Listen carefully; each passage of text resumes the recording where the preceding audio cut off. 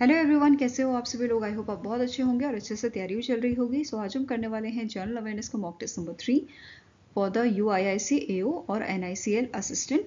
अगर आपने इसका प्रीवियस मॉक टेस्ट अटेम्प्ट नहीं किया है तो आई बटन पर मैंने इसका लिंक दे दिया है मॉक टेस्ट नंबर 2 का, आप उसे अटेम्प्ट कर सकते हैं।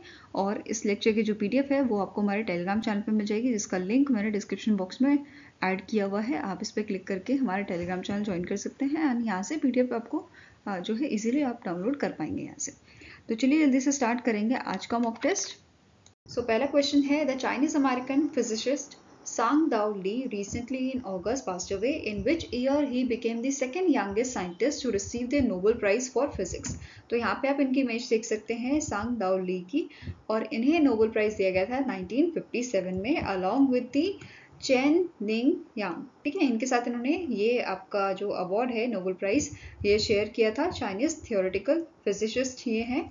ठीक है, एंड यहाँ पे आपको नोट करना है इनको ये अवार्ड दिया गया था for their penetrating investigation of a party loss which was led to important discoveries regarding the elementary particles. Now जो आपके सांग दाओ ली थे, ये यंगेस्ट फुल प्रोफेसर आपके बने थे इन यूनिवर्सिटी फैकल्टी हिस्ट्री।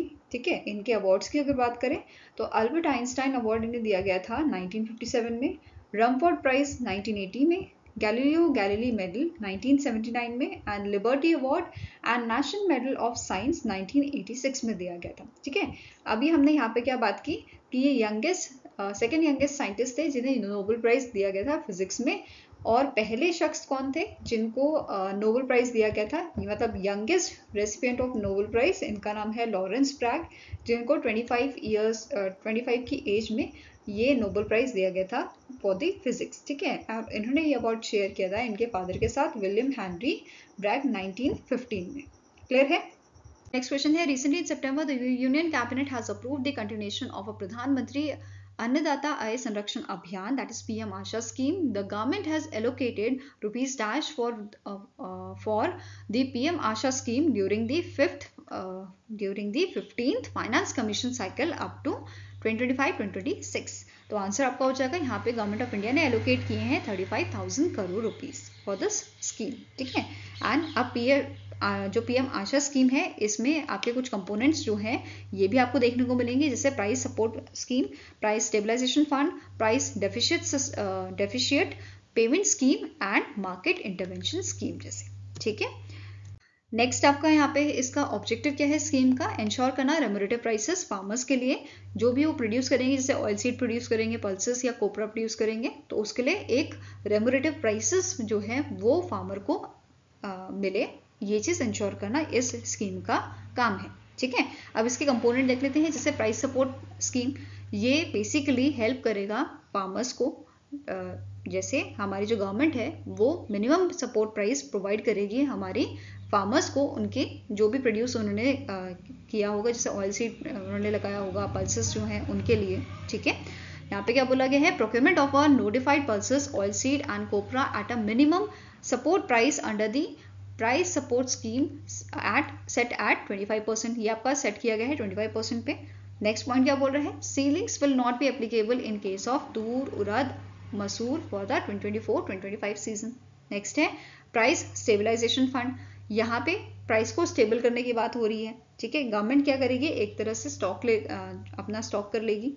ठीक है, जैसे कुछ भी किसी चीज़ का आपका, जैसे टमाटो है, टमाटो की खेती करी फार्मर्स ने और गवर्नमेंट क्या है उनसे बाय करके रख लेगी। अगर मार्केट में प्राइसेस बढ़ेंगे तो गवर्नमेंट क्या है वो स्टॉक को रिलीज करेगी और प्राइसेस को मेंटेन कर लेगी। ठीक है, तो प्राइस स्टेबलाइजेशन फंड में क्या बोला है, government will procure pulses at a market price when above MSP including from the pre registered farmers on e Samriddhi and e Samyukti portals. ठीक है, नेक्स्ट आता है प्राइस डेफिशिएट पेमेंट स्कीम। यहाँ पे क्या बोला है, कवरेज यहाँ पे की गई है ऑयल सीड, ये कवरेज आपकी बढ़ाई गई है 40% with in a 4 month implementation period. Next आता है आपका MIS market intervention scheme.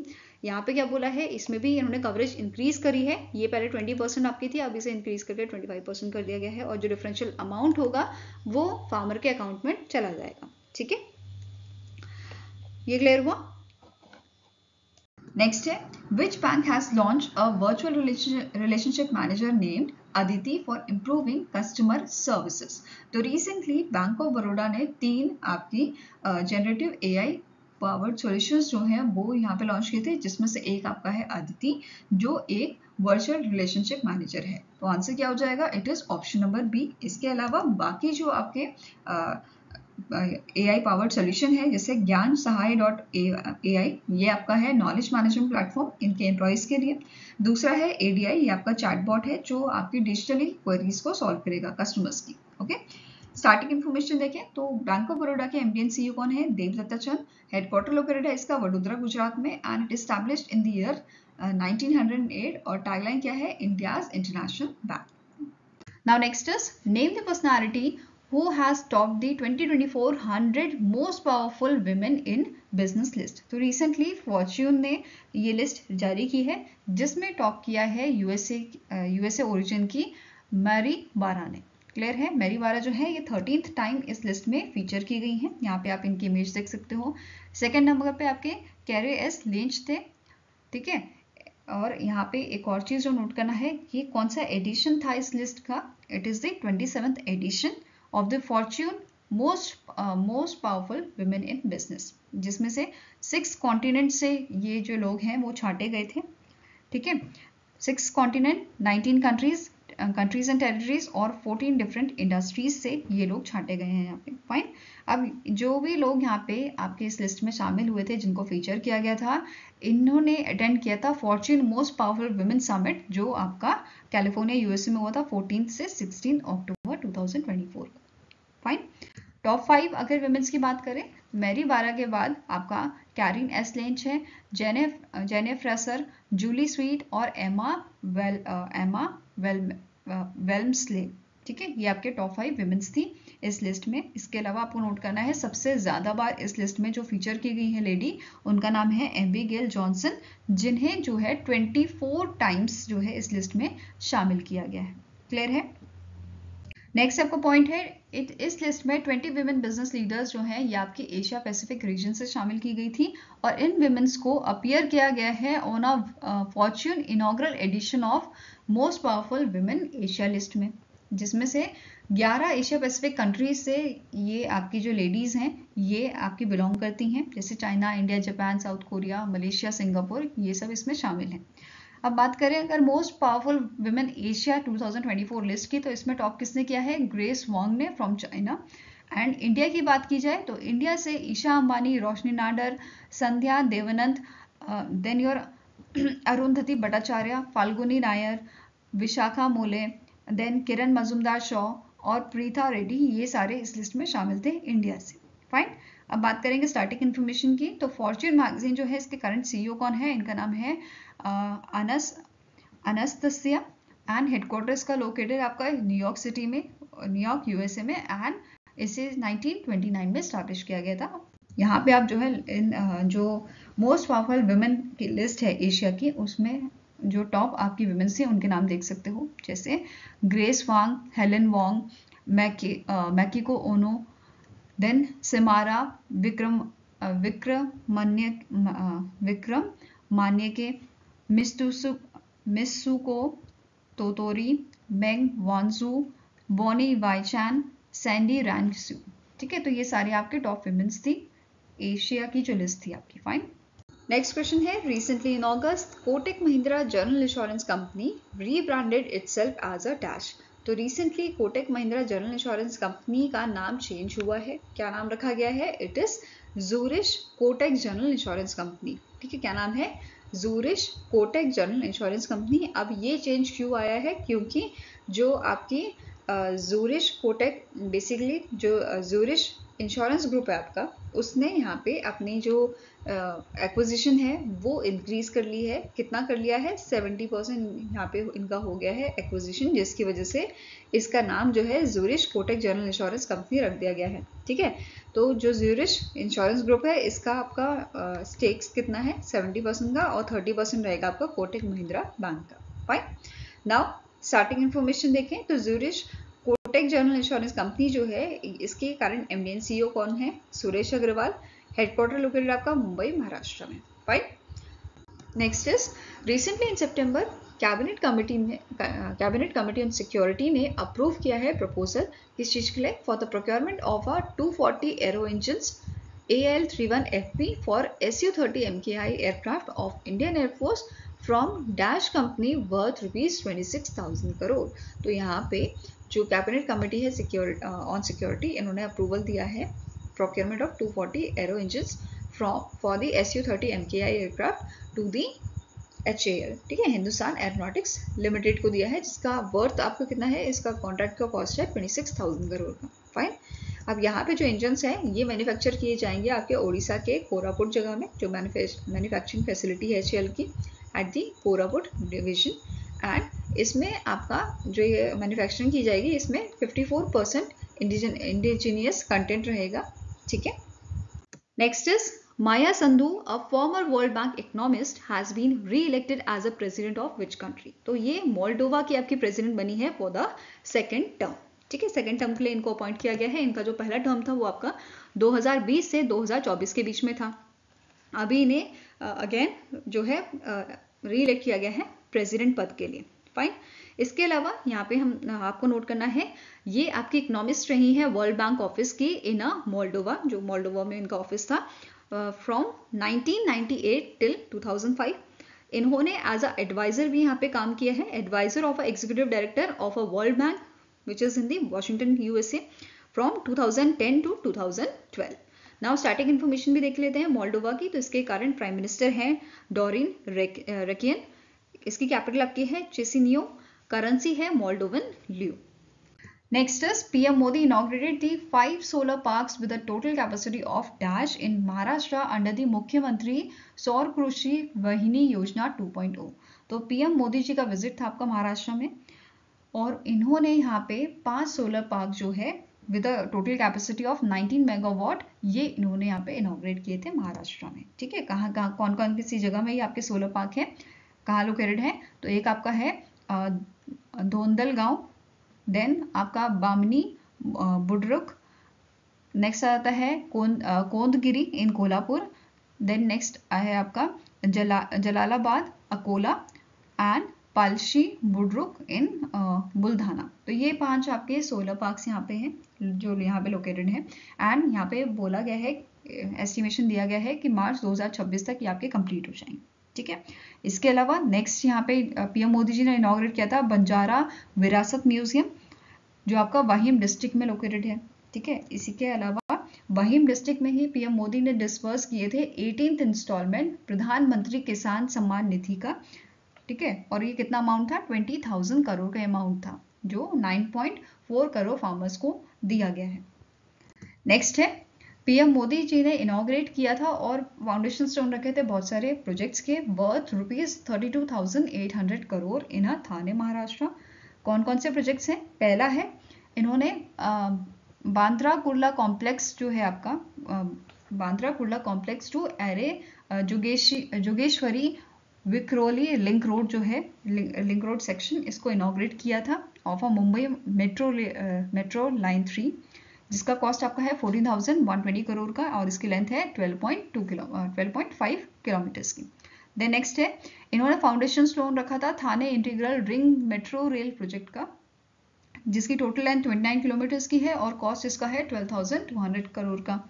Next आपका फाउंडेशन स्टोन रखा गया था एलिवेटेड ईस्टर्न फ्रीवे एक्सटेंशन का from Chheda Nagar to Anand Nagar Thane, and इसका डेवलपमेंट कॉस्ट है 3,310 करोड़ का। नेक्स्ट आपका फाउंडेशन स्टोन रखा गया था phase 1 of a Navi Mumbai airport influence notified area, जिसका टोटल कॉस्ट बताया जा रहा है 2,550 करोड़ का। एंड द लास्ट इज इन्होंने फाउंडेशन स्टोन रखा था थाने म्यूनिसिपल कॉर्पोरेशन का, which will be constructed at the cost of ₹700 crore. Clear है? नेक्स्ट आपका क्वेश्चन है, according to the world population prospect 2024 published by the UNDESA, India's population is expected to peak at about 1.701 billion in dash। तो इस prospect के according 2024 का जो prospect है यूएनडीसा द्वारा पब्लिश किया गया है, इसमें उन्होंने बोला है कि जो इंडिया की पॉपुलेशन है ये एक्सपेक्टेड है कि ये आपका 1.701 बिलियन आपका रहेगा, मतलब पीक पे रहेगा 2062 में। ठीक है, तो answer is option number D. अब इसी से रिलेटेड कुछ की पॉइंट्स हैं, जैसे यहाँ पे मेंशन किया गया है इंडिया जो है करंटली मोस्ट पॉपुलस जो है कंट्री है, सबसे ज्यादा पॉपुलेशन इंडिया में है एंड इट इज 1.45 बिलियन। ठीक है, और ये इंडिया जो है ये आपका टॉप पे बना रहेगा अंटिल 2100।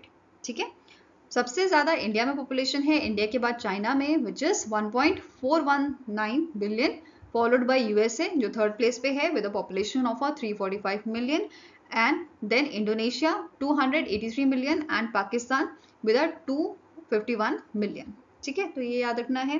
टॉप 5 कंट्रीज कौन सी हैं जिनकी सबसे ज्यादा पॉपुलेशन है, India, China, USA, Indonesia and Pakistan. ठीक है, और ये भी बोला गया है 2054 तक पाकिस्तान जो है थर्ड प्लेस पे आ जाएगा, यूएसए को रिप्लेस कर देगा। ठीक है, in terms of population. Fine.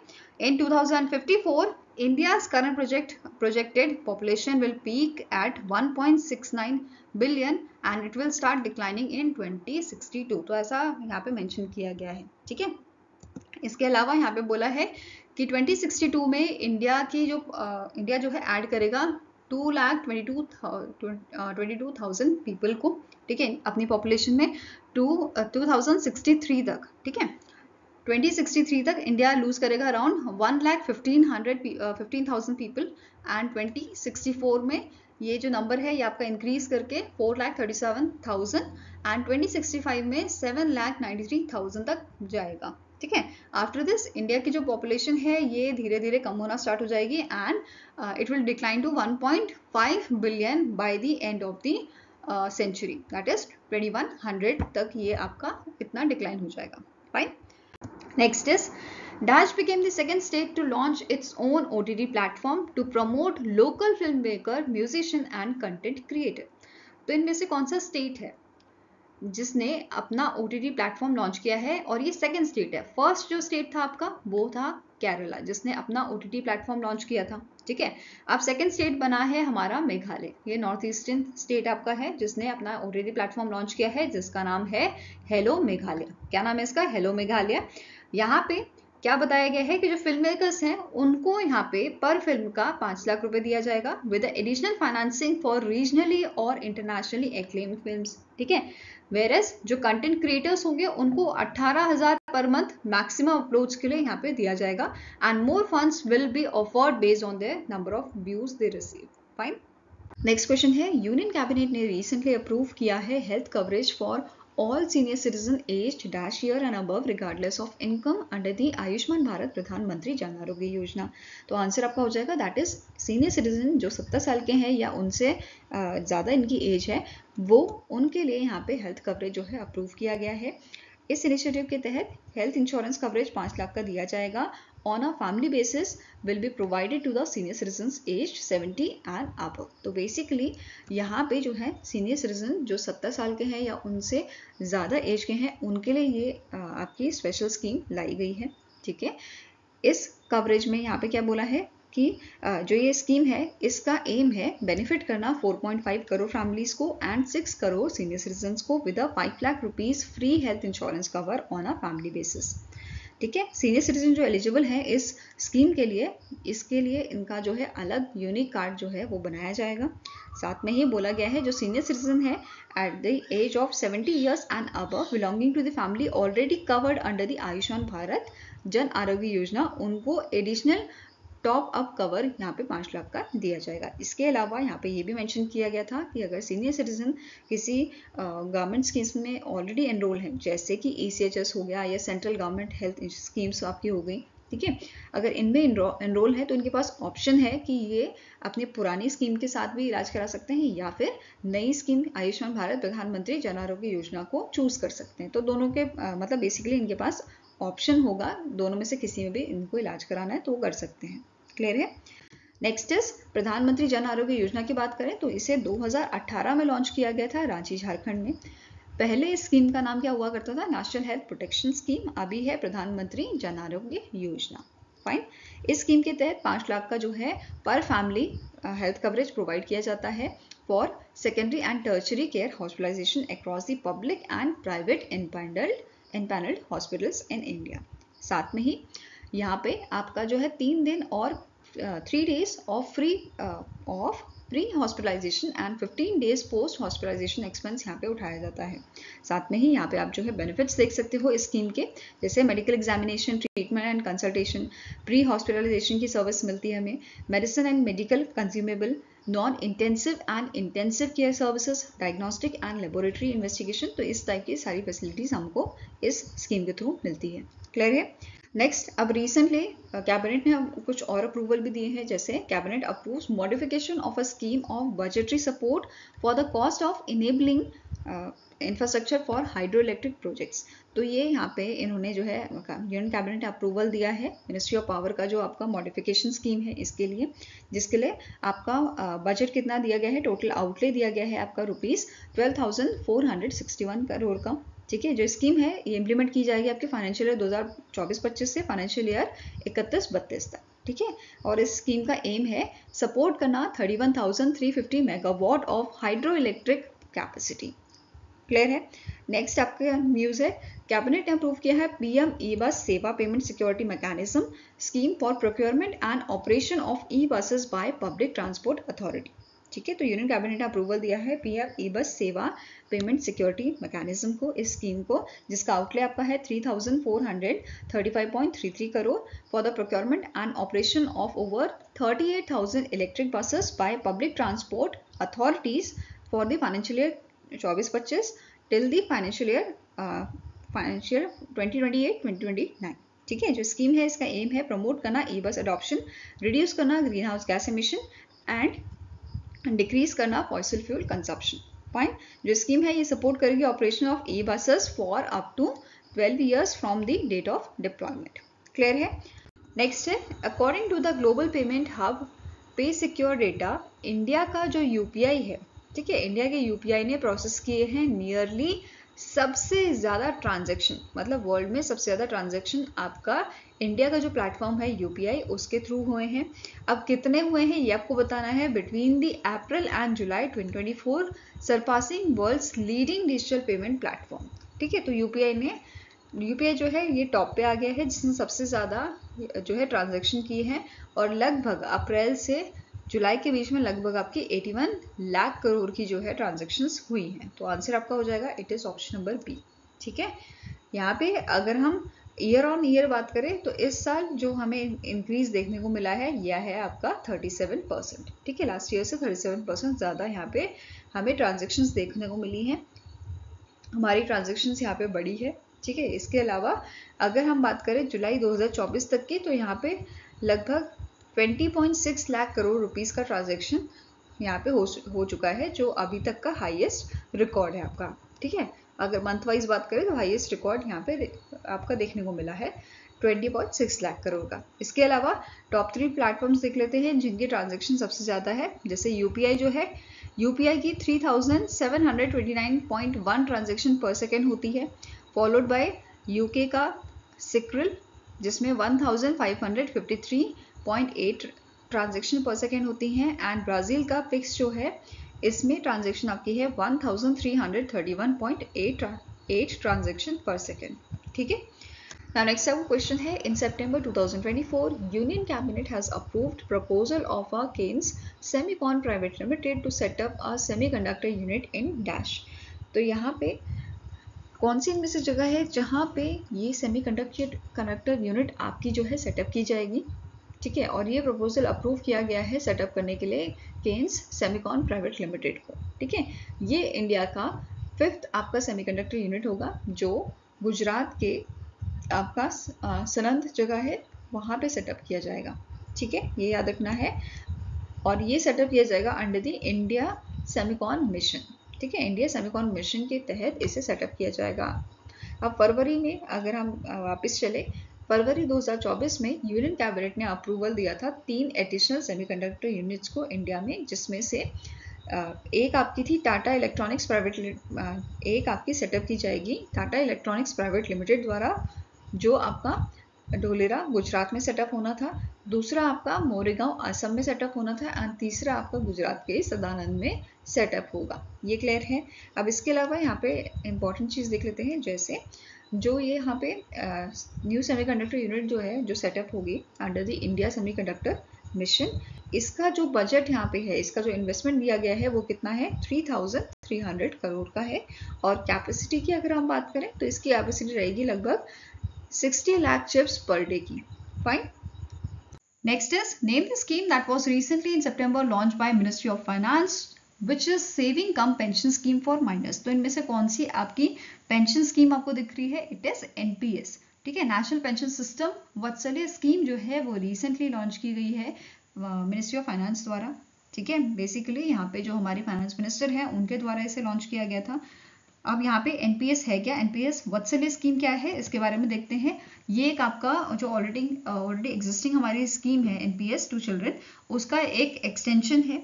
ठीक है, जहाँ पे पीएफआरडीए और पीएफआरडीए जो है ये इसे मैनेज करेगा and permanent retirement account number card जो है वो इश्यू किए जाएंगे जो भी हमारे नए सब्सक्राइबर होंगे उनको, माइनर सब्सक्राइबर को। क्लियर है। इसके अलावा मिनिमम अमाउंट जो यहाँ पे चाहिए होगा इस अकाउंट को, वात्सल्य अकाउंट को ओपन कराने में, ये आपका 1000 होगा। इसके बाद जो सब्सक्राइबर हैं ये कंट्रीब्यूट कर सकते हैं साल में 1000 रुपीज। इसकी कोई मैक्सिमम लिमिट यहाँ पे नहीं रखी गई है। क्लियर है, ये भी ध्यान में रखना है।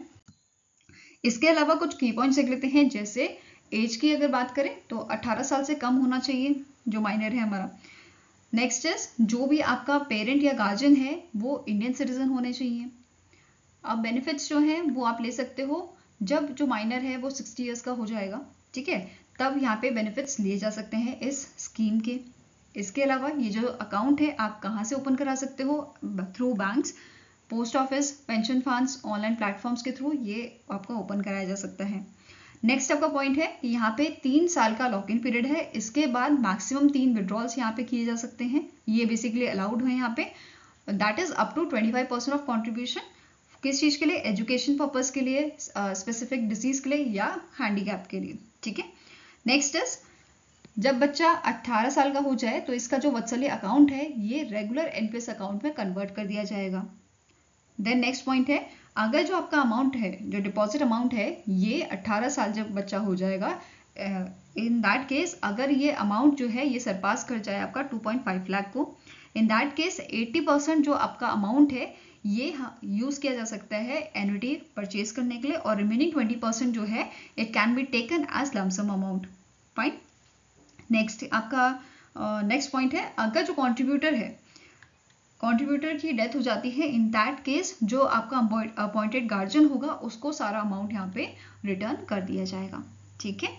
एंड इसके अलावा नोट करना है जो ये इवेंट था जहाँ पे स्कीम को लॉन्च किया गया था, इस लॉन्च इवेंट में फाइनेंस मिनिस्टर ने अटल पेंशन योजना के बारे में भी यहाँ पे बताया था कि अभी तक, ठीक है, 2015 में से जो है स्टार्ट किया गया था और अभी तक इसमें 6.90 करोड़ पीपल जो है उन्होंने इसे सब्सक्राइब किया है। ठीक है, इसे ज्वाइन किया है। Fine. Next question is which country has introduced a new bank note with a 3D hologram technology to combat counterfeiting. तो यहाँ पे जो जापान है, जापान ने 3D होलोग्राम टेक्नोलॉजी यूज की है इनके बैंक नोट्स में। ठीक है, यहाँ पे आप जो है इसकी इमेज देख सकते हो ताकि जो जाली नोट्स हैं उनको, उनके जो प्रॉब्लम है उससे निपटने के लिए। ठीक है। अब यहाँ पे जापान जो है इन्होंने इंट्रोड्यूस किया है bank notes featuring advance holography creating 3D rotating portraits of a historic figures as an anti-counterfeit measures. This innovation technology marks the world's first use of such holography on a currency. तो question ऐसे बन सकता है, कौन सी first country बनी है जिसने 3D hologram technology को यूज किया है? ठीक है, तो इस टाइप का क्वेश्चन भी बन सकता है। अब यहाँ पे इन्होंने रिलीज किया है 10,000 येन, 5,000 येन और 1,000 येन के नोट्स। ठीक है। अब जो 10,000 येन है इसमें इची शिबुसावा जो है उनको यहाँ पे फीचर किया गया है, who is a Pioneer of Japanese capitalism, या जिन्हें फादर ऑफ जापानीज कैपिटलिज्म भी बोला जाता है। 5,000 के नोट्स में ओमेका सुदा जो फेमिनिस्ट एंड एजुकेटर हैं उनको यहाँ पे इमेज इनकी लगाई गई है। देन 1,000 येन में शिबासा बुरो केता सातो जो फिजिशियन और बैक्टीरियोलॉजिस्ट थे, उनकी यहाँ पे जो है पोर्ट्रे यूज किया गया है। क्लियर है? नेक्स्ट आपका क्वेश्चन है, the Asia's first health research related pre clinic network facility under the collision of epidemic preparedness innovation that is CEPI is inaugurated in dash. तो ये आपका वर्ल्ड का 9th pre clinic network facility है जो India के फरीदाबाद इन हरियाणा इसे जो है इनॉग्रेट किया गया है by the minister doctor Jitendra Singh, इन्होंने इसे इनॉग्रेट किया था। ठीक है, नाउ जो ये फैसिलिटी है, जैसे कि मैंने आपको बताया, ये 9th pre clinic network laboratory है वर्ल्ड की, एंड इससे पहले बाकी आपकी जो लेबोरेटरी हैं ये आपकी एग्जिस्ट करती हैं USA में, यूरोप में और ऑस्ट्रेलिया में। फाइन, अब जो फैसिलिटी है ये यहाँ पे इंक्लूड करता है experimental animal facilities, one of the largest small animal facilities capable of housing about 75,000 mice and other species. Fine, अब यहाँ पे जो मिनिस्टर है हमारे जितेंद्र सिंह, इन्होंने साथ में ही इनॉग्रेट किया था genetically defined human associated microbial culture collection that is GEHUMIC facility, जो आपकी रिपोजिटरी है for microbial cultures for research institution and industries. Okay, next है, which country became the 53rd country to join 1992 United Nation water convention. तो इनमें से कौन सी country है जो 53rd कंट्री बनी है जिसने यूनाइटेड नेशन का वाटर कन्वेंशन ज्वाइन किया है? तो इट इज कोटे डिवोरा। ठीक है, answer is option number B. Fine, अब जो है कोटे डिवोरा 10th अफ्रीकन कंट्री बना है इस कन्वेंशन को ज्वाइन करने के लिए। ठीक है, एंड साथ में ही यहाँ पे मेंशन किया गया था जो 10th सेशन होगा आपका, ठीक है, जहाँ पे मीटिंग होगी आपकी parties to the water convention, and ये आपका अक्टूबर के मंथ में होगी, 23 से 25 अक्टूबर को ये होगी। ठीक है, सोल्वेनिया में। साथ में ही आपको नोट करना है रिसेंटली जो 19 जुलाई 2024 को जिम्बाब्वे ने भी ज्वाइन किया था वाटर कन्वेंशन।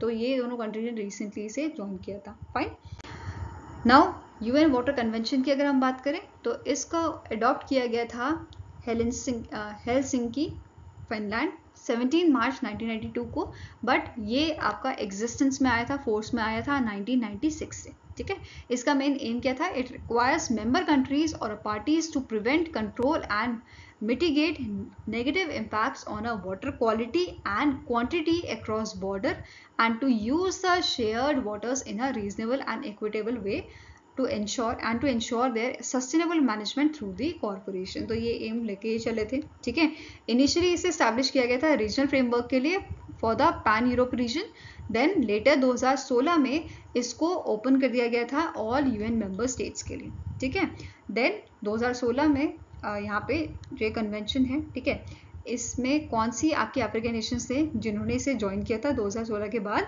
तो चैड, स्नेगल, घाना, गुइनिया बिसाओ, टोगो, कैमरून, ये सारी आपकी अफ्रीकन नेशन थे। मतलब इनिशियली ये अफ्रीकन नेशन बने थे जिन्होंने इस वाटर कन्वेंशन को ज्वाइन किया था।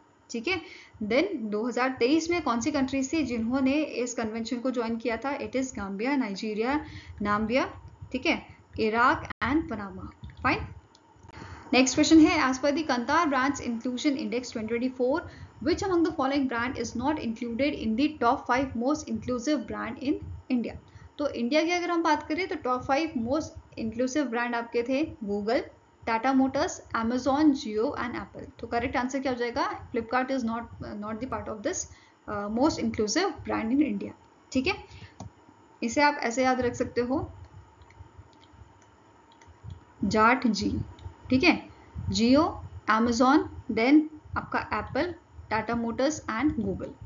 जाट जी जो है टॉप 5 मोस्ट इंक्लूसिव ब्रांड है इंडिया के। ठीक है, ऐसे ही टॉप 5 की अगर बात करें on the global basis, globally जो है Google, Amazon, Naik, Dove and McDonald, ये सारे आपके टॉप 5 मोस्ट इंक्लूसिव ब्रांड्स थे। ठीक है, now India brand inclusion index जो है इसका फर्स्ट एडिशन यहाँ पे पहली बार जो है इसको रिलीज किया गया है। तो इंडिया के जो टॉप BII जो है ब्रांड इंक्लूजन इंडेक्स स्कोरर जो रहे हैं कैटेगरी वाइज, ये थे Google in technology, Tata Motors in automotive, SBI in banking, Dove in skin care. Clear है? नाउ कंतार के करंट CEO है क्रिस जेंसन, हेडक्वार्टर्स का लोकेटेड आपका लंदन UK में। फाइन, Now next question है, the Union Minister Giriraj Singh has recently in September launched the India's first fashion forecasting initiative जिसका नाम है Visionext Trend Insight for Forecasting Lab. The Visionext is developed by Dash. तो इनमें से कौन सी organisation है जिसने Visionext को डेवलप किया है, जो इंडिया का पहला फैशन फोरकास्टिंग इनिशिएटिव है, ठीक है। तो it is developed by the national institute of fashion technology. किसने डेवलप किया है? National institute of fashion technology द्वारा इसको डेवलप किया गया है। फाइन। ये जो इनिशिएटिव है इसे स्टैब्लिश किया गया था NIFT दिल्ली, NIFT चेन्नई द्वारा 2018 में with support from ministry of textile, ठीक है। साथ में ही इन्होंने यहाँ पे बाइलिंगुअल जो है वेब पोर्टल लॉन्च किया है विजोनेक्स नाम से, और इंडिया की पहली first ever fashion trend book release की है जिसका नाम है परिधि 24/25। क्लियर है। नेक्स्ट आपको क्वेश्चन है, which insurance company has launch the life insurance industries first increasing income feature in its regular पे एन्युटी प्रोडक्ट। तो इनमें से कौन सी कंपनी है जिसने बेसिकली लॉन्च किया है लाइफ इंश्योरेंस इंडस्ट्री का पहला इंक्रीजिंग इनकम फीचर? तो it is done by the ICICI Prudential life insurance, ठीक है। आंसर आपका हो जाएगा यहाँ पे ऑप्शन नंबर डी। एंड इस प्लान का नाम क्या है? ICICI Pru guaranteed pension plan flexi. और यहाँ पे इन्होंने 5% एनुअल इंक्रीज प्रोवाइड किया है in annuity payment to help the retirees to cope up with the inflation. जो महंगाई है, महंगाई से निपटने के लिए ये यहाँ पे आपका एडिशन किया गया है। Okay. Next is the ministry of finance has raised the limit of मुद्रा लोन अमाउंट अंडर द प्रधानमंत्री मुद्रा योजना ₹2 dash under the new Tarun plus category. तो जो आपकी मुद्रा योजना है, ठीक है, प्रधानमंत्री मुद्रा योजना, इसमें 3 आपके कैटेगरी होते थे पहले, अभी तीसरा क्या ले आए हैं, चौथा क्या ले आए हैं, तरुण प्लस कैटेगरी, जिसके तहत आपकी जो लोन है वो अप टू 20 लाख तक का आप यहाँ पे ले सकते हैं। तो आंसर क्या हो जाएगा? It is option number B. जो न्यू लिमिट है ये आपकी इफेक्ट में आ गई है 24 अक्टूबर 2024 से। क्लियर है। नाउ बात करते हैं प्रधानमंत्री मुद्रा योजना की, जिसको 2015 में लाया गया था, लॉन्च किया गया था, जिसका मेन एम क्या था? Collateral free micro credit means collateral free loan यहाँ पे प्रोवाइड करना up to 10 lakh rupees to a non farm small and micro enterprise, ताकि ये इनकम जनरेट कर सके अपनी, ठीक है। अब यहाँ पर जो लोन है वो कहाँ कौन से जो ऑर्गेनाइजेशन है वो प्रोवाइड कर सकती हैं? जैसे शेड्यूल्ड कमर्शियल बैंक्स प्रोवाइड कर सकते हैं loan, then regional rural bank, small finance bank, NBFCs, micro finance institutions, ये सब आपके लोन्स प्रोवाइड कर सकते हैं। अब यहाँ पे जो आपकी पहले तो 3 कैटेगरी थी, अब 4 हो गई हैं, उनको डिस्कस कर लेते हैं। जैसे शिशु कैटेगरी के अंदर 50,000 तक का लोन लिया जा सकता है, किशोर के अंदर 50 से 5 लाख तक का, तरुण के अंदर 5 लाख से 10 लाख का, और जो आपका तरुण प्लस आपकी कैटेगरी ऐड की गई है इसमें आपका जो है 10 लाख से 20 लाख तक का यहाँ पे लोन जो है वो लिया जा सकता है। फाइन। Now next question है, which among the following award is to be replaced by Arjuna Award with effect from 2024? तो आंसर आपका हो जाएगा it is Dhyanchand lifetime award, जिसे 2002 में जिसकी शुरुआत की गई थी, और ये अवार्ड दिया जाता है इंडिविजुअल्स को for excelling disciplines that are Olympic games, para Olympic games, Asian games या कॉमनवेल्थ गेम्स में जो अच्छा परफॉर्म करता है उनको ये अवार्ड दिया जाता था, ठीक है। अब इस अवार्ड में एक तो स्टैच्यू होता था ध्यानचंद जी का, सर्टिफिकेट होता था और सेरेमोनियल ड्रेस होती थी, और 10 लाख का कैश प्राइज इसमें दिया जाता था। अब एक और चीज कि 2023 में ये अवार्ड किनको दिया गया है? तो former shuttler Manjusha Kanwar, ex hockey exponent Vineet Kumar और कबड्डी प्लेयर कविता सेल्वराज, इन तीनों को ये अवार्ड दिया गया था। नाउ एक और अनाउंसमेंट जो स्पोर्ट्स मिनिस्ट्री ने की है, एक तो किया है कि अर्जुना अवार्ड आप रिप्लेस करेगा किसे? ध्यानचंद लाइफ टाइम अवार्ड को। एंड आपका नेक्स्ट अनाउंसमेंट की गई थी कि जो आपकी खेलो इंडिया यूनिवर्सिटी गेम्स होंगे उनमें मौलाना अब्दुल कलाम आजाद ट्रॉफी आपको दी जाएगी, मतलब यूनिवर्सिटी को दी जाएगी for its overall top performance in the Khelo India university games. Clear है। Now next is India's AI, an initiative under the Ministry of Electronics and Information Technology in partnership with Dash, has launched a Shrijan Center for Generative AI at IIT Jodhpur, Rajasthan. तो India AI initiative ने in partnership with Meta launch किया है श्रीजन को। श्रीजन मतलब creation होता है, ठीक है। तो Srijan centre for generative AI ये लॉन्च किया गया है कहाँ पे? IIT जोधपुर में। क्वेश्चन इंपॉर्टेंट है, मार्क कर लेना इसको। आंसर आपका यहाँ पे हो जाएगा ऑप्शन नंबर बी। ठीक है, अब इंडिया AI जो है, इसके साथ एक और चीज यहाँ पे नोट करनी है। यहाँ पे एक और कोलैबोरेशन हुआ है India AI Meta and all India council for technical education का। किसके लिए? युवा आई इनिशिएटिव के लिए। अब ये इनिशिएटिव क्या है? बेसिकली इस इनिशिएटिव के तहत जो आपके यंग इंडियंस हैं, यंग बच्चे हैं जिनकी एज 18 से 30 तक के बीच में है, इनको जो है अपस्किलिंग प्रोवाइड की जाएगी in a artificial intelligence in a AI। Okay, now next question है, the RBI recently in August added which among the following in a e mandate framework. तो इनमें से कौन सी एंटिटी है जिसे रिसेंटली ई-मैंडेट फ्रेमवर्क में ऐड किया गया है RBI द्वारा?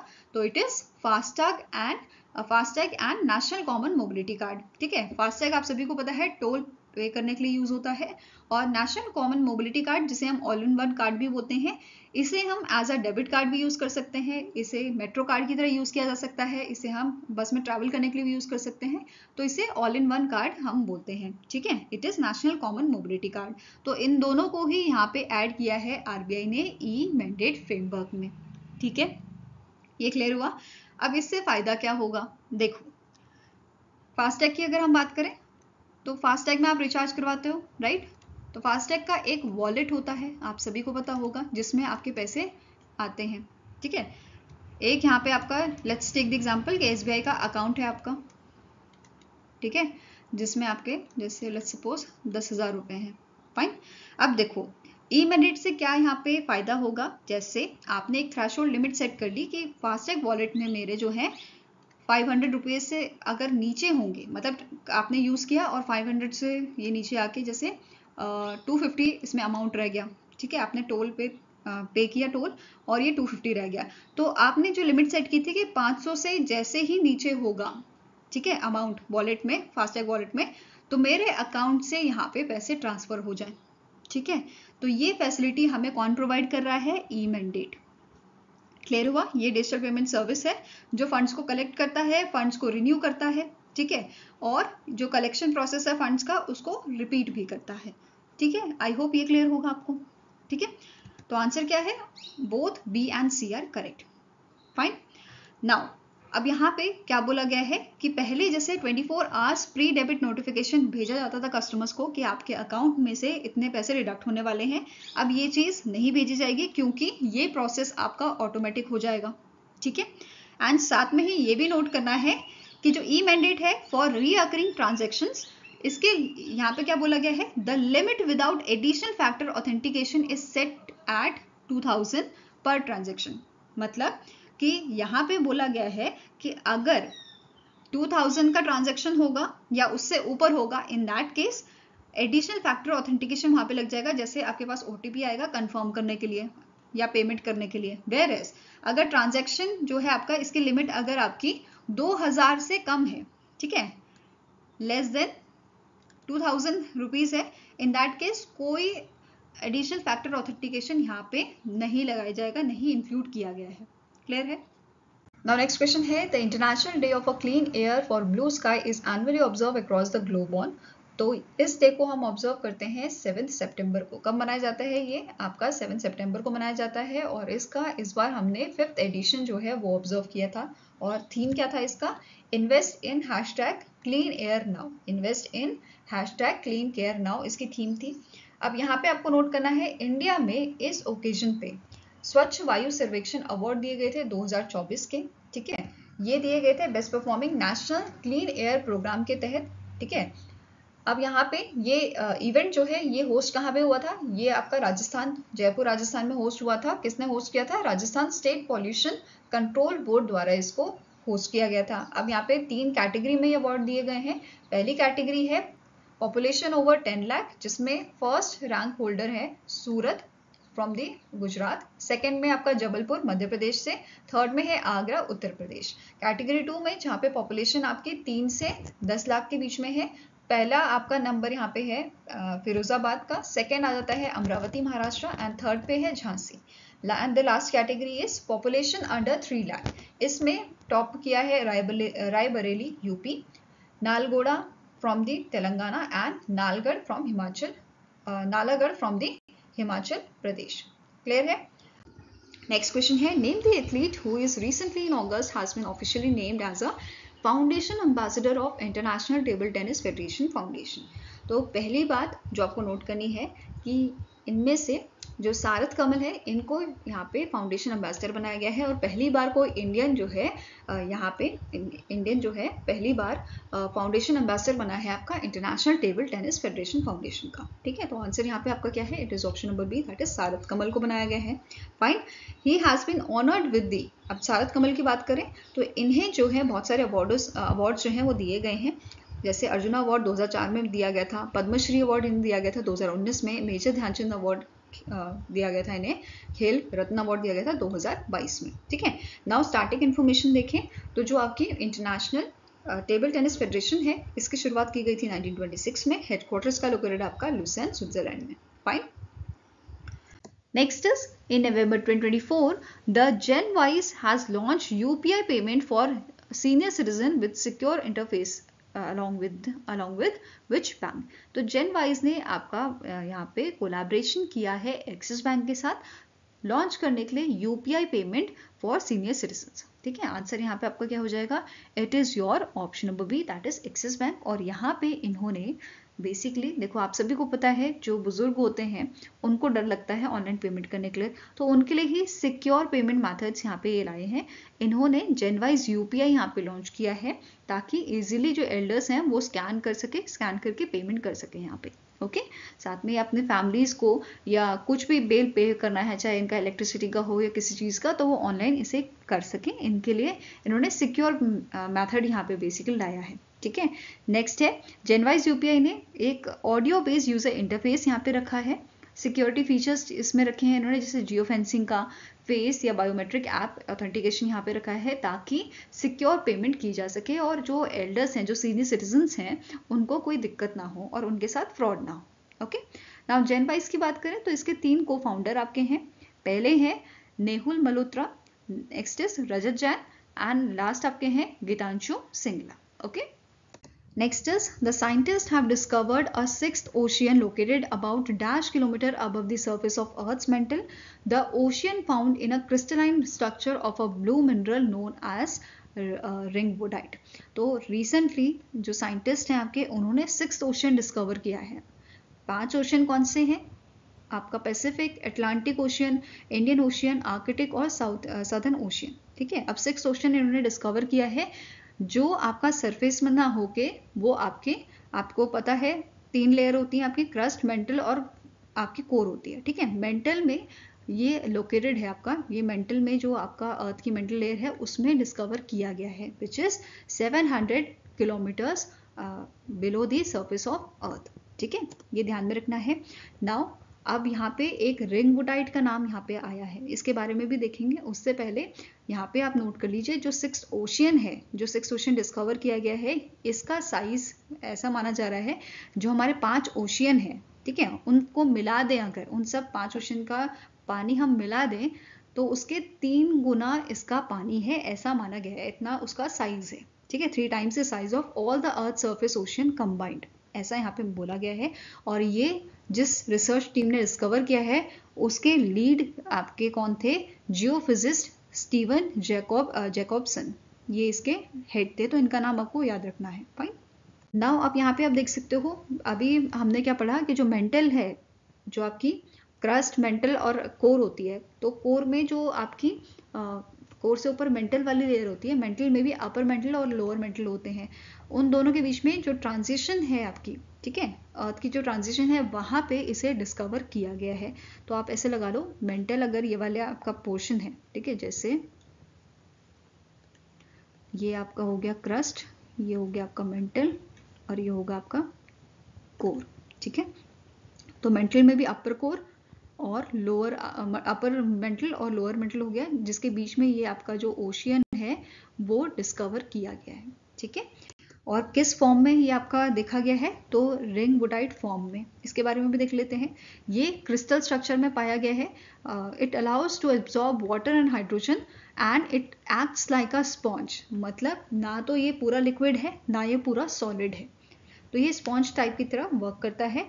एंड रिंग वुडाइट जो है ये एक हाई प्रेशर्ड फेज होता है आपका मैग्नीशियम सिलिकेट का, जो फॉर्म होता है हाई टेम्परेचर और हाई प्रेशर से। तो मेंटल वाली आपकी जगह में ये है, तो ऊपर से इतना प्रेशर पड़ रहा है और साथ में ही आप जैसे ही अर्थ के अगर और डीप जाते रहोगे तो टेम्परेचर वहाँ बढ़ता रहता है। तो हाई टेम्परेचर और प्रेशर की वजह से ये इस फॉर्म में क्रिएट हुआ है, जो आपका अर्थ मेंटल के लगभग 525 से 660 किलोमीटर्स के आसपास एरिया में यहाँ पे देखा गया है, मतलब ऑब्जर्व किया गया है, डिस्कवर किया गया है। फाइन।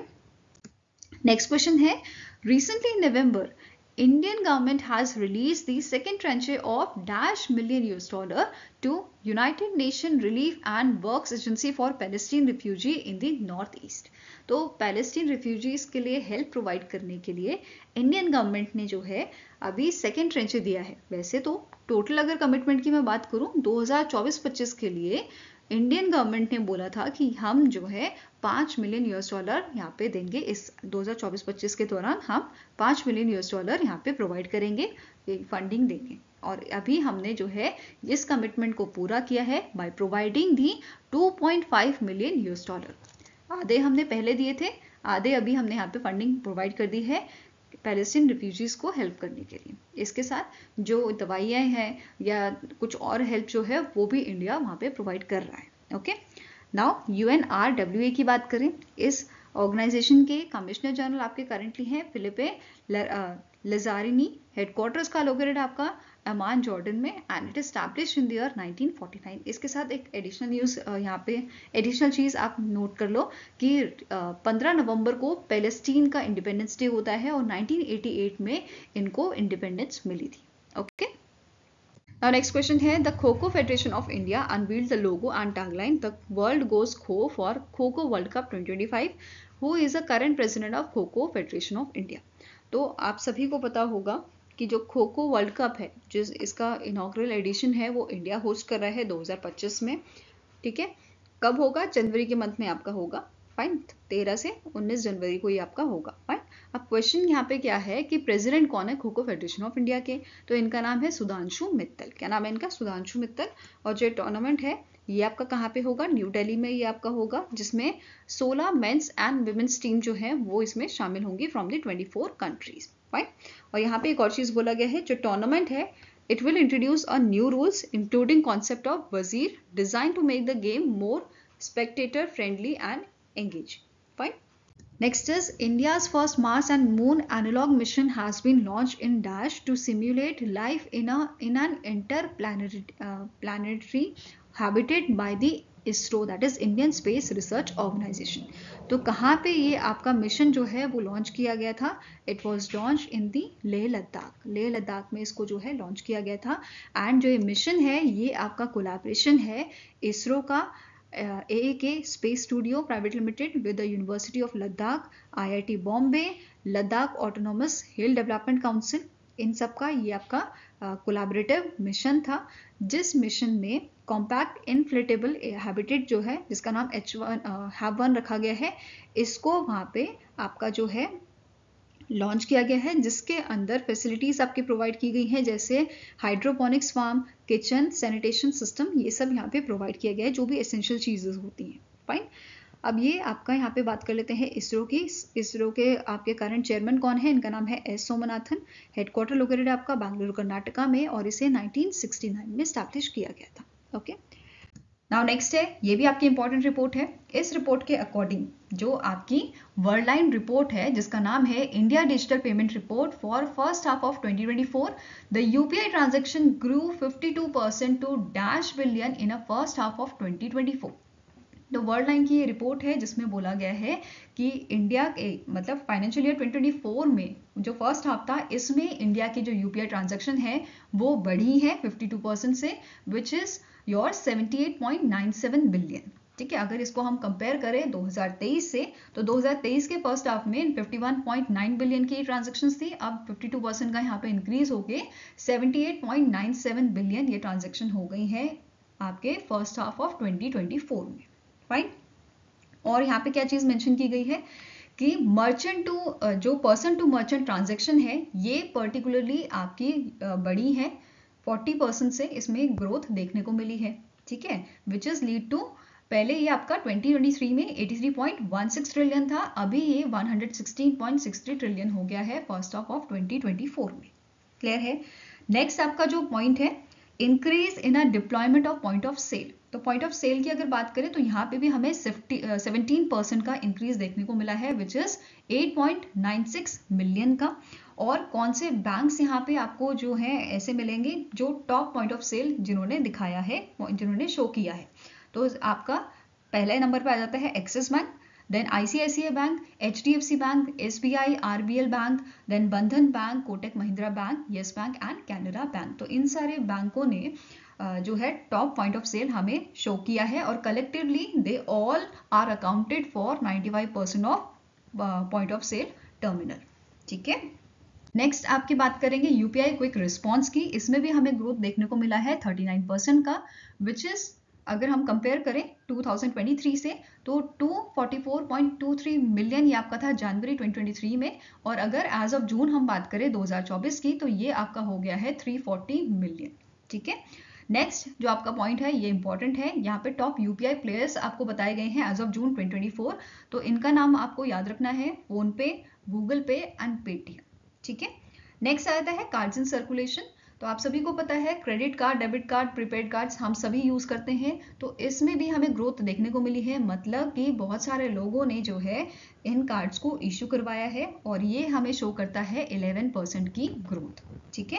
एज ऑफ जून 2024 यहाँ पे मेंशन किया गया है इस रिपोर्ट में कि 1.451 बिलियन कार्ड्स यहाँ पे आपके सर्कुलेशन में है, जिसमें से क्रेडिट कार्ड है 103.8 मिलियन, डेबिट कार्ड है 979.71 बिलियन और प्रीपेड कार्ड इसमें से है आपके 367.5 मिलियन।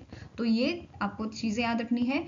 और नेक्स्ट जो इंपॉर्टेंट आपका पॉइंट आ जाता है कि सबसे ज्यादा क्रेडिट कार्ड इशू किसने किए हैं, टॉप 5 इशूअर्स कौन से थे, तो इनका नाम याद रखना है, क्वेश्चन बन सकता है HDFC bank, SBI, ICICI bank, axis bank और कोटक महिंद्रा बैंक, ठीक है।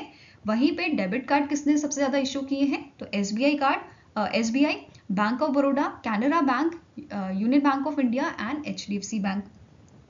अब अगर बात करें कि सबसे कितना परसेंट यहाँ पे इशू किए गए हैं कार्ड्स, तो अगर क्रेडिट कार्ड की बात हो रही है तो प्राइवेट सेक्टर बैंक सबसे पहले आ जाते हैं आपके। इन्होंने 71% कार्ड्स जो है इशू किए हैं, टोटल कार्ड्स में से आपके क्रेडिट कार्ड्स की जितनी लिमिट है उसमें से 71% आपके प्राइवेट सेक्टर बैंक ने इशू किए हैं, वेयरएज 24% पब्लिक सेक्टर बैंक द्वारा इशू कराए गए हैं। वहीं पे डेबिट कार्ड की बात करें तो यहाँ पे बाजी मार ली है हमारे पब्लिक सेक्टर बैंक ने, इन्होंने 65% जो है डेबिट कार्ड इशू किए हैं, वहीं पे प्राइवेट सेक्टर बैंक यहाँ पे 25% पे रह गया है। क्लियर है। नाउ आपके कुछ और की पॉइंट्स हैं, जैसे ऑनलाइन ट्रांजैक्शंस जो है इसमें जो आपके मोबाइल के थ्रू की गई हैं, ऐप्स के थ्रू की गई हैं, इसमें भी हमें जो है इंक्रीज देखने को मिला है which is 46%, which leads to the 76.04 billion in a first half of 2024। Net banking की यहाँ पे बात करें तो नेट बैंकिंग ट्रांजैक्शन भी आपके बढ़े हैं 9% से, which leads to the 2.31 billion in first half of 2024। Next आपका पॉइंट है, ये भी इंपॉर्टेंट है कि टॉप 5 स्टेट्स या यूनियन टेरिटरी जहां पे सबसे ज्यादा आपकी ट्रांजैक्शन देखी गई है at a physical touch points 2024 में, तो ये आपका स्टेट आ जाता है महाराष्ट्र, देन केरला, तमिलनाडु, कर्नाटका एंड दिल्ली। तो ये आपके टॉप 5 स्टेट्स हैं जहां पे ट्रांजैक्शन आपकी सबसे ज्यादा देखने को मिली है। Fine. Now next starting information देखते हैं वर्ल्ड लाइन की। इसके करंट CEO हैं Marc Henri Desportes. Then Worldline India के आपके CEO कौन है, रमेश नरसिम्हन। हेडक्वार्टर इसका लोकेटेड है आपका पेरिस फ्रांस में and it established in the year 1972। Next question है, which among the following statement is correct with respect to the 19th G20 summit held in Rio de Janeiro, Brazil. तो आपका recently in month of November 18 से 19 नवंबर को G20 summit आपका हुआ था रियो de Janeiro में, उससे रिलेटेड आपके पॉइंट्स हैं, आपको बताना है कौन सा स्टेटमेंट जो है वो इसमें आपका करेक्ट है। पहला है the theme of the summit was building a just world and sustainable planet. Next आपका पॉइंट है, during the summit leaders of G20 adopted the G20 Rio de Janeiro leaders declaration, जिसमें 3 आपके की प्रायोरिटीज थे, जैसे social inclusion and the fight against hunger and poverty, sustainable development, energy transition and climate action and the reform of a global governance institution. तो यहाँ पे आपका G20 Rio de Janeiro leaders declaration adopt किया गया था। Next है जो Brazilian president है Luiz Inacio Lula da Silva, इन्होंने लॉन्च किया था global alliance against the hunger poverty. Next point is Brazilian president handed over the G20 presidency to the Cyril Ramaphosa, जो प्रेसिडेंट है आपके साउथ अफ्रीका के। Last point है all are correct. तो answer है ऑप्शन नंबर ई, सारे ही आपके स्टेटमेंट्स करेक्ट हैं, तो आंसर हो जाएगा option number E, all are correct. Fine, now static information देख लेते हैं ब्राजील की। इसकी कैपिटल है ब्रासिला, प्रेसिडेंट हमने पढ़े अभी लुइस इनासियो, एंड करेंसी क्या है ब्राजीलियन रियल। नाउ कुछ और इंपॉर्टेंट पॉइंट्स जो आपके G20 समिट से रिलेटेड है, जैसे आपका समिट जो है 18 से 19 नवंबर को हुआ था। G20 कंट्रीज कौन सी हैं और कौन सी ऑर्गेनाइजेशन इसमें शामिल है, ये सारा मेंशन किया हुआ है, आप आराम से इसे पढ़ सकते हैं।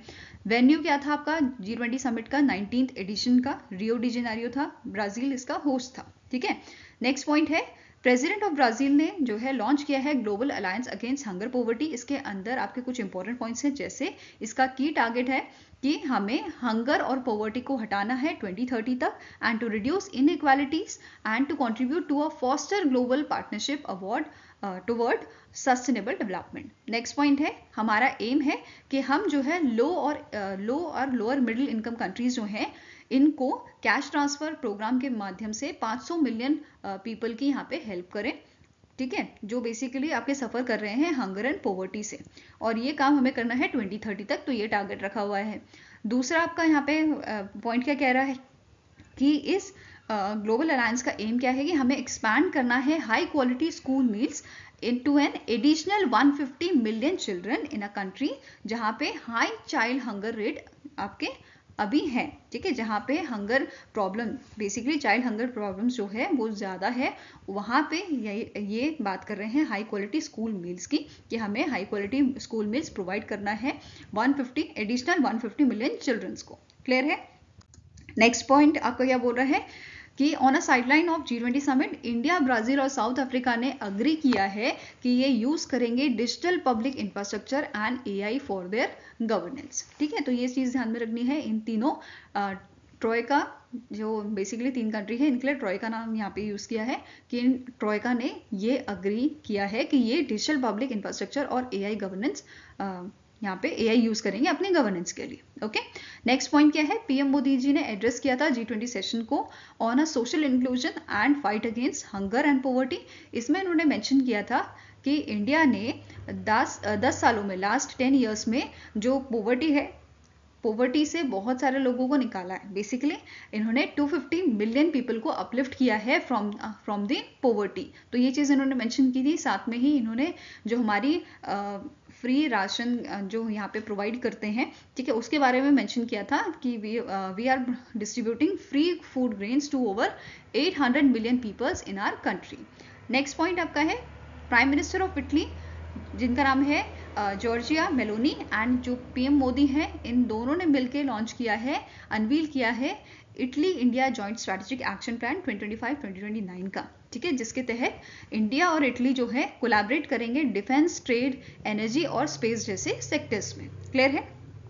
नेक्स्ट है जो आपका 20th एडिशन होगा, जो नेक्स्ट एडिशन होगा वो कौन सी कंट्री होस्ट करेगी, साउथ अफ्रीका इसे होस्ट करेगी। अभी हमने पढ़ा कि G20 की प्रेसिडेंसी जो ब्राजीलियन प्रेसिडेंट हैं उन्होंने जो है साउथ अफ्रीका के जो हेड हैं उनको ट्रांसफर की है, उनको दी है, हैंड ओवर की है। ठीक है, तो सेकंड जो आपका 20th एडिशन जो होगा वो 2022-2023 को होगा, नवंबर 2025 में।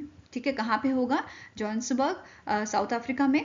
होस्ट कंट्री हमने पढ़ा साउथ अफ्रीका है। इसकी कैपिटल देख लेते हैं, इसकी 3 कैपिटल हैं आपका Pretoria, Bloemfontein and Cape Town, और करेंसी क्या है साउथ अफ्रीका की, it is South African Rand.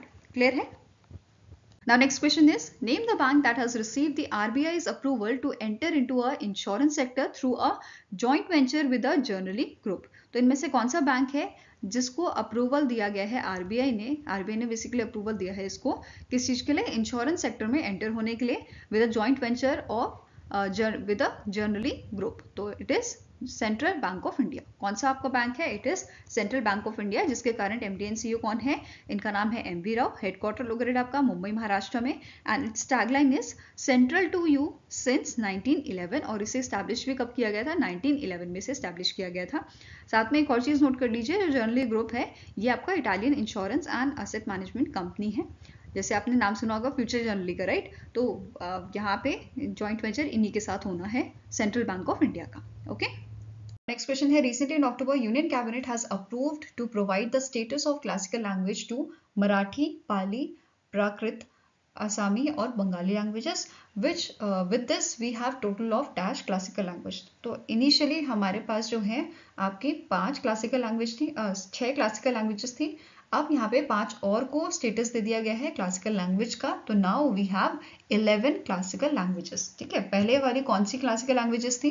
Tamil, जो सबसे पहली हमारी क्लासिकल लैंग्वेज बनी थी, followed by Sanskrit, Kannada, Telugu, Malayalam and Odia. And now we have 5 more, Marathi, Pali, Prakrit, असमी और Bengali. Fine.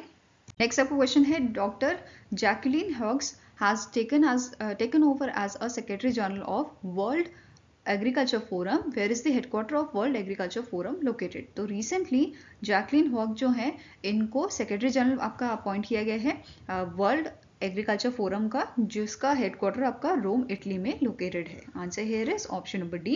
And Jacqueline Hughes हैं, इस पोजीशन पे आने से पहले ये आपके डायरेक्टर जनरल है international crops research institute for semi arid tropic, जो आपका जिसका हेडक्वार्टर आपका हैदराबाद तेलंगाना में लोकेटेड है। फाइन। नाउ अभी इनकी पोजीशन पे जैकलीन हॉग्स जो है ये सेक्रेटरी जनरल अपॉइंट हुए हैं, तो ये वाली प्लेस आपकी खाली हो गई थी डायरेक्टर जनरल वाली। तो इस पोजीशन पे डॉक्टर हिमांशु पाठक जो है इनको अपॉइंट किया गया है, और इनका टेन्योर आपका जो है 2025 से स्टार्ट होगा। ठीक है, as a director general of ICRISCT। Okay, now world agriculture forum की बात करें तो इसके करंट चेयरमैन आपके हैं रूडी रेविन। हेडक्वार्टर्स का रोम इटली में लोकेटेड है और 1997 में से स्टैब्लिश किया गया था। वेरएस ICRISAT की बात करें तो इसके इंटरिम डायरेक्टर जनरल अभी आपके हैं स्टैनफोर्ड ब्लेड। हेडक्वार्टर लोकेटेड है हैदराबाद तेलंगाना में, और स्टैब्लिश किया गया था इसे 1972 में। ओके, नेक्स्ट आपका क्वेश्चन है, name the personality who has inaugurated the first overseas Symbiosis international universities campus at the Dubai knowledge park UAE।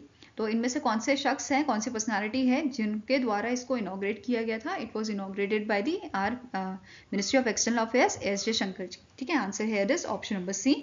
और ये जो दुबई कैंपस है ये बेसिकली ऑफर करेगा यहाँ पे programs related to management, technology and media. Okay, साथ में ही जो S.J. शंकर जी है इन्होंने एक बुक यहाँ पे जो है लॉन्च की थी, why Bharat matters in English. ये बुक यहाँ पे आपकी जो है लॉन्च की गई थी दुबई में, दुबई की मोहम्मद बिन रसीद लाइब्रेरी में इसको जो है आपका लॉन्च किया गया था। इस बुक को पब्लिश किसने किया है? रूपा पब्लिकेशन द्वारा पब्लिश किया गया है, और ओरिजिनली इसको हिंदी में लिखा गया था, जिसे दिसंबर 2023 में पब्लिश किया गया था। ठीक है, next is recently in November ISRO has signed an implementation agreement. ठीक है, इसरो ने रिसेंटली एक इम्प्लीमेंटेशन अग्रीमेंट साइन किया है with which space agency for strengthening the corporation in a space activities between both this countries. तो इसरो जो इंडिया की organisation है आपकी स्पेस ऑर्गेनाइजेशन, इसने अग्रीमेंट साइन किया है, implementation agreement with the Australia space agency. ठीक है, जिसमें आपका इस बेसिकली इस अग्रीमेंट के तहत जो ऑस्ट्रेलिया की आपकी स्पेस एजेंसी है ये इंडिया को हेल्प करेगी इन अ गगनयान मिशन ऑल्सो। ओके, अब ये सिग्नेटरीज यहाँ पे कौन थे? इंडिया की तरफ से DK सिंह जो डायरेक्टर हैं आपके human space flight centre in the ISRO, and other side से आपके जॉरेड पॉवल जो जनरल मैनेजर हैं स्पेस कैपेबिलिटी ब्रांच के आपके from the Australia space agency. इन दोनों के बीच में ये अग्रीमेंट साइन किया गया था। नाउ गगनयान मिशन के बारे में देखते हैं, तो इसे जो है आपका कब लॉन्च किया जाएगा? तो ये जो मिशन है गगनयान मिशन, इसको हम लॉन्च करेंगे, इट इज एक्सपेक्टेड कि ये लॉन्च होएगा आपका 2026 में, जिसमें 4 आपके जो है स्पेस मिशन रहेंगे, 3 तो आपके अनक्रूड मिशन है और 1 आपका क्रूड मिशन होगा। ठीक है, 3 अनक्रूड मिशन है, इसका जो पहला मिशन होगा आपका वो आपका 2024-25 के बीच में होगा, एंड जो इसका क्रूड मिशन होगा ये आपका स्केड्यूल है कि ये 2025 से 2027 के बीच में होगा, एंड जो आपका क्रूड मिशन होगा इसमें 4 आपके एस्ट्रोनॉट कैंडिडेट्स जो हैं वो सिलेक्ट किए गए हैं, जिनका नाम क्या है, ग्रुप कैप्टन